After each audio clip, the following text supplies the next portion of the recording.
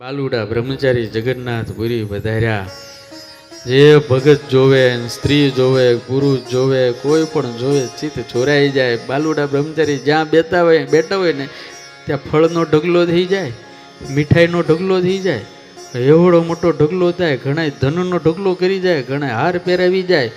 બાલુડા બ્રહ્મચારી એમાંથી એકાદું ફળ લઈને પછી મૂકીને બધું આ મૂકીને જતા રહે. એટલે ધીરે ધીરે વાત રાજા સુધી પહોંચી કે એક બાલુડા બ્રહ્મચારી આવે છે ને એટલા નિષ્પૃહ છે, કોઈ વસ્તુની હામું જોતા નથી. રાજા આવ્યા દંડવત કરવા માંડ્યા.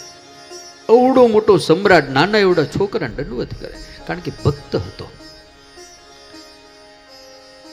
વર્ણીને પ્રાર્થના કરી, બાલુડા બ્રહ્મચારી હમણે અષાઢ સુધી બીજ આવે છે, રથયાત્રાની અંદર મારે તમને બિરાજમાન કરવા છે.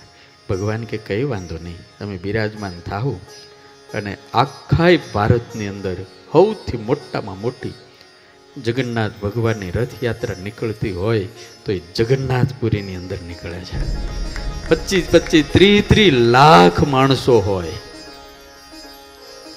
એટલી ભયંકર ગરમી હોય, પણ ભક્તો એને તાણવા માટે. એ પ્રાંત ગરીબ છે પણ ભક્ત બહુ છે.